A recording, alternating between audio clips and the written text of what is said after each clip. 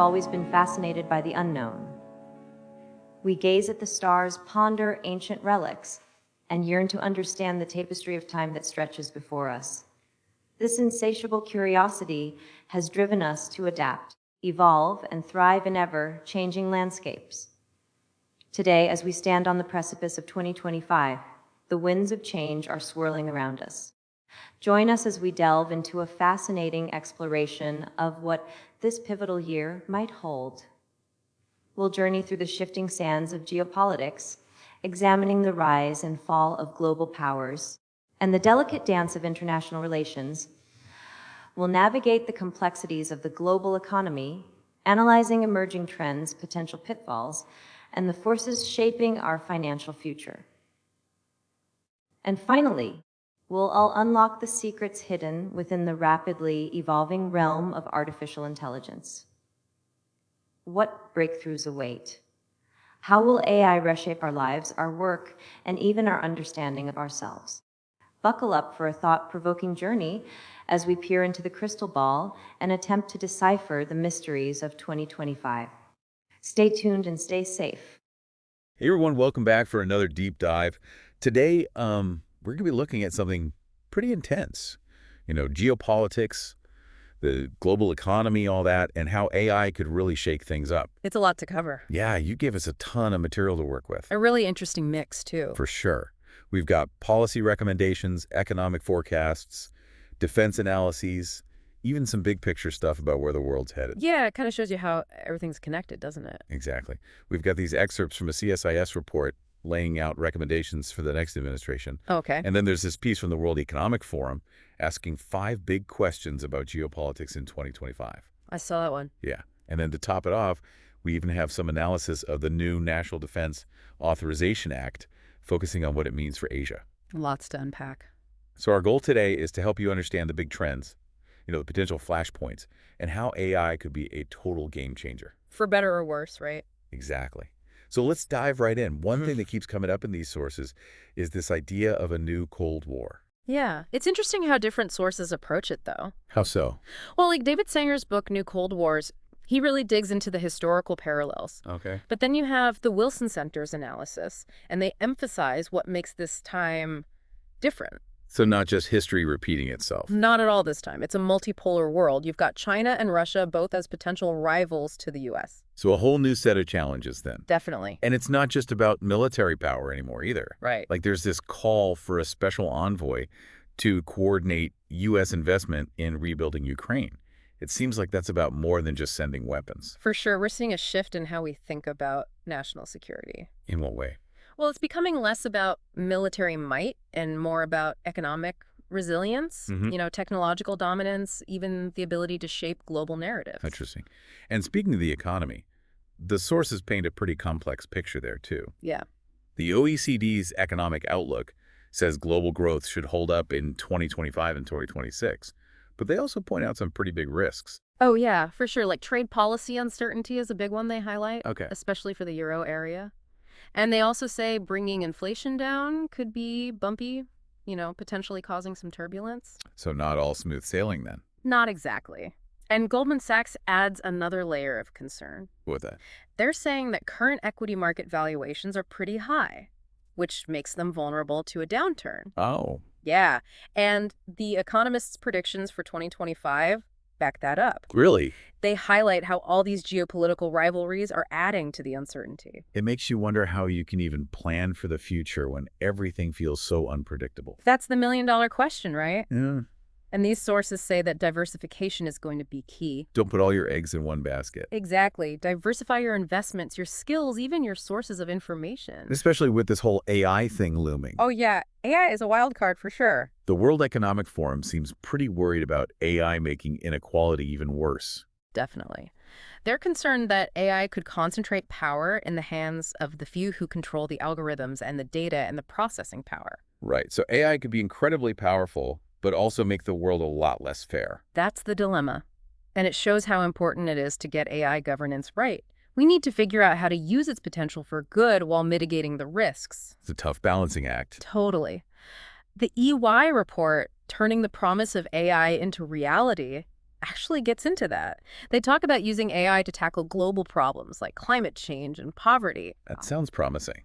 But are we really up to the task of controlling such powerful technology? I mean, we're already facing some pretty big challenges, even without AI. You're right. And the CSIS report points out some really specific challenges I think it's worth digging into. Okay, what's first on their list? Well, one of the most urgent issues is modern slavery and forced labor in global supply chains. It's something that often flies under the radar. It's out of sight, out of mind, right? Exactly. But the CSIS report says we can't ignore it any longer. They actually propose a fair labor innovation fund. What's that? It would incentivize companies to create more ethical and transparent supply chains. So encouraging businesses to do the right thing instead of just punishing them when they don't. Exactly. I like that approach. Me too. What else is on the list? They also highlight the need to refocus on women's economic empowerment. There's been a lot of talk about progress on gender equality stalling or even going backwards. Yeah, this huge problem. Right.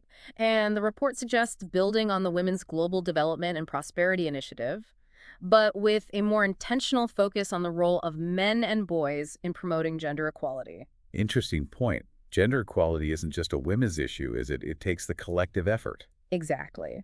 And finally, the report calls for a more coordinated approach to global food and water security. Those are such basic needs. But they're becoming more and more scarce in parts of the world. Definitely. The report points out that the U.S. actually has separate strategies for food security and water security, which isn't the most efficient way to tackle the problem. Yeah, it's like that saying, can't see the forest for the trees. Exactly. And it feels like that kind of thinking is becoming more common, unfortunately. Especially with this new Cold War heating up. Right. The World Economic Forum didn't hold back. They said global cooperation is at a low point, and that traditional institutions are struggling to reach consensus. Not very encouraging. And then you look at the crisis groups on our radar report detailing all these conflicts and tensions, it paints a pretty grim picture. So are we headed towards a world where everyone's just looking out for themselves, a global free-for-all? It's a possibility, but I think there's still hope. Really? Where do you see that coming from? Well, for one thing, I think there's a growing awareness that our challenges are all connected. You know, people are starting to realize we can't solve problems in isolation. We have to work together, even if it's messy. So maybe this new Cold War, as scary as it seems, could actually push us towards a new kind of global cooperation. Maybe. It's definitely forcing us to rethink old assumptions and find new ways to work together. Like Hannah Arendt said, sometimes it takes a crisis to shake things up and create the conditions for real change. Exactly. So instead of fearing this fragmentation, maybe we should see it as a chance to build something better. And that's where strong states like the U.S. become really important. They need to be willing to work together, not just for their own interests, but to uphold international law and cooperation. That's what will create a more stable world. For everyone. That sounds like a tall order. It is. But I think it's possible. And it starts with individuals like us staying informed, engaging in these conversations, holding our leaders accountable. So it's not about waiting for someone else to fix things. It's about each of us taking responsibility. For the future we want. And that's what makes these conversations so important. Right. It's not just about understanding the world as it is. It's about imagining the world as it could be, and then working together to make that happen. Well said. Let's take a quick pause. When we come back, we'll dig into what all this means on a more personal level. Yeah. How can we navigate these complex challenges and make choices that lead to a better future? Stay tuned. So before the break, we were talking about these huge global shifts, but let's bring it back down to earth for a minute. Okay. What does all this mean for you, for your everyday life? Yeah, that's the question, isn't it? It's easy to feel kind of overwhelmed by all this talk of cold wars and economic uncertainty. How do we make sense of it all and make decisions about our own lives? Well, let's start with the economic picture. You know, we've got this risk of a recession, inflation is still a concern, and markets are volatile. Yeah, not exactly music to your ears when you're trying to plan for the future. It can be unsettling, but it also shows how important it is to be financially savvy. What do you mean? Now more than ever, it's crucial to really understand how the economy works and to manage your own finances responsibly. So things like budgeting, saving, investing wisely, maybe even finding ways to diversify your income. Exactly. These aren't just abstract concepts, they're tools that can empower you to navigate tough times. Think of it like building a sturdy ship. If you're prepared for rough seas, you're less likely to capsize when a storm hits. I like that analogy. And it's not just about our personal finances either, right? Right. This ties into our careers too. The World Economic Forum report mentioned AI disrupting the job market, and I think a lot of people are anxious about that. Yeah, it's understandable to feel that way. Some roles will definitely be automated, and some industries might be completely transformed. So what can people do? Well, this also creates opportunities for those who are adaptable and willing to learn new skills. Like what kind of skills? Things like data analysis, AI development and management, cybersecurity, anything that involves critical thinking, problem-solving, creativity. Sounds like we all need to embrace lifelong learning. Yeah. Be ready to pivot if our current jobs become obsolete. Exactly. And don't underestimate soft skills either. Like what? Communication, collaboration, empathy. Those are human qualities that AI can't replicate, at least not yet. So those are the things that will set us apart. In a world where machines are doing more and more, it's our ability to connect with each other, build relationships, solve problems creatively that will be even more valuable. So we talked about being financially savvy, upskilling for this changing economy. But what about geopolitics? Right. How do we make sense of this new Cold War, and what does it mean for our daily lives? Honestly, that feels even more overwhelming. It's like this giant chess game being played out on a global scale, and we're just pawns. It's true, there are massive forces at play. But remember, it's not just a game. These rivalries have real-world consequences. We're already seeing it in trade wars, cyber attacks, the rising cost of living. And the human cost. All those conflicts and humanitarian crises this crisis group report talked about, it's easy to feel powerless. It's definitely disheartening. But that's exactly why it's so important to stay informed. The more you understand about these issues, the better equipped you'll be to make good choices. Like what kind of choices? It could be anything from advocating for policies that promote peace and stability to supporting organizations working on the front lines of these crises. It could even be as simple as making conscious choices about what you buy, supporting companies with ethical practices. So being mindful of how everything is connected. Even small actions can make a difference. Exactly. And it's about challenging the narratives that are being used to justify these conflicts. We have to be critical thinkers, question the information we're given, especially with all the misinformation and propaganda out there. Yeah, it's like we're constantly bombarded with information, but it's hard to know what to trust. How do we sift through all the noise? It's not easy, but I think it starts with being aware of our own biases, seeking out different perspectives, being willing to have respectful conversations, even with people who disagree with us. Building bridges instead of walls, even when it's hard. Exactly. So we've talked about being financially prepared, adaptable in our careers, and engaged citizens in this changing world. Right. But there's one more big piece we need to talk about: AI and what it means for humanity. That's the one that really gets my imagination going, but it also keeps me up at night. It feels like we're on the verge of something revolutionary, but also right on the edge of a precipice. I think that's a perfect way to put it. The World Economic Forum report highlighted the potential for AI to worsen inequality, but they also acknowledged its potential to help us solve some of our biggest challenges. It's a tool that can be used for good or for bad. But how do we ensure it's used for the good? That's the question, isn't it? Yeah. And it's why this conversation about AI ethics is so important. Okay. We need to be having these conversations now before these technologies become so advanced that they're out of our control. What are some of the key ethical things we need to be thinking about? One of the biggest is bias. AI systems are trained on data that often reflects existing societal biases, so they can end up perpetuating those biases in their decision-making. And that can have serious real-world consequences, right? We've already seen examples of AI being used in discriminatory ways. Exactly. And it's not just about blatant discrimination. Even subtle biases can build up and lead to unfair outcomes. So how do we deal with that? Is it about making sure the data used to train AI is more representative? That's part of it. But it also involves creating ethical frameworks for AI development. We need accountability for when things go wrong, which they inevitably will. Because these are such complex systems, it's impossible to predict every outcome. Absolutely. That's why things like explainability and transparency are so important.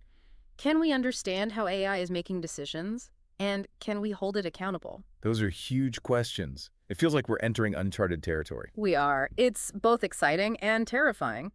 But it's not just about preventing harm. We also need to think about how to use AI for good. Like the EY report talked about turning the promise of AI into reality. Exactly. AI could revolutionize healthcare, education, environmental protection. Okay. Imagine AI helping us diagnose diseases earlier, personalizing education for every student, developing sustainable solutions for climate change. The possibilities are amazing. But it also sounds a bit like science fiction. Can we really achieve all that? I think we can, but it's going to take a collective effort.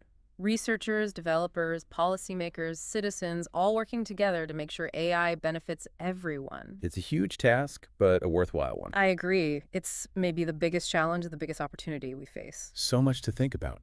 We've covered managing finances, adapting skills, being engaged citizens, and grappling with the ethical implications of AI. And through it all, the need for critical thinking, compassion, and connection really shines through. It can feel overwhelming. Definitely. But as we talk about all this, I'm actually starting to feel hopeful. Really? Maybe it's naive, but I believe that if we acknowledge these challenges, if we have these tough conversations, if we work together, we can create a better future. I share that hope. The future isn't set in stone.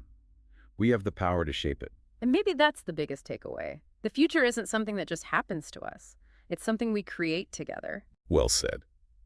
Let's pause here for a second. When we come back, we'll explore what this all means for the future of humanity. Stay with us. So we've covered a lot in this deep dive, the global landscape, the economic situation, the whole AI dilemma. And we've talked about what it all means for you, how to adapt, how to stay ahead, and how to actually make a difference. But now I want to zoom out and ask the big question, what kind of future are we heading towards? I mean, are we on track for a world of conflict and division, or is there still hope for something better, more cooperative, more sustainable? That's the question everyone's asking, right? And Yeah. honestly, I don't think there's an easy answer. The sources we've looked at, they paint this picture of a world at a crossroads. A crossroads, huh? Yeah, on one hand, you have these forces pushing us towards fragmentation, like geopolitical rivalries, economic nationalism, the declining trust in global institutions. And like the crisis group reports show, those forces are causing real conflicts, real humanitarian crises all over the world. It's hard to look at all that and not feel pessimistic. It's tough, for sure. But then there's the CSIS report, with their idea for a fair labor innovation fund, or their focus on women's economic empowerment. Those do feel like signs of hope, right? Exactly. Like, we can actually use our collective brainpower to solve these global problems. You can't forget about AI and its potential to completely change things. Right, if we use it wisely. And that's a big if. It could really help us tackle some of humanity's biggest challenges. That's like we're holding this incredibly powerful tool, but we're not quite sure how to use it yet. Haha. Yeah, kind of like fumbling around in the dark trying to figure out which buttons to press. Exactly. And the World Economic Forum's warning about AI making inequality worse. Well, that's a reminder that we need to be careful. Absolutely. We need to be really thoughtful about how we develop and deploy this technology. So it feels like we're standing at this fork in the road. One path leads to conflict, inequality, environmental disaster. The other path leads to cooperation, sustainability, shared prosperity. And the choices we make right now, both as individuals and as a global community, they'll determine which path we take. And making those choices is going to require us to think differently, to move beyond this zero-sum mentality that's dominated global politics for so long. Right, we need to find ways to bridge the divides between us, whether those divides are based on ideology, nationality, or economics. It sounds almost impossible. It's definitely not easy. But I find hope in all the people and organizations out there who are already working towards a better future. What are they doing? They're innovating, collaborating, advocating for change, and they need our support. So how can we support them? In lots of ways. Through our actions, our donations, our voices, we can all contribute to building the kind of world we want to live in. That's a great message to leave our listeners with. Right. The future isn't predetermined. We actually have the power to shape it. It starts with each of us taking responsibility for our choices and committing to a more just sustainable, peaceful world. This deep dive has been quite a journey, exploring these really complex and challenging issues. But I hope it's left you feeling informed and empowered. Empowered to keep learning, to keep questioning, and to keep striving for a better future. Absolutely. Thank you for joining us. And until next time, remember, the future is ours to create.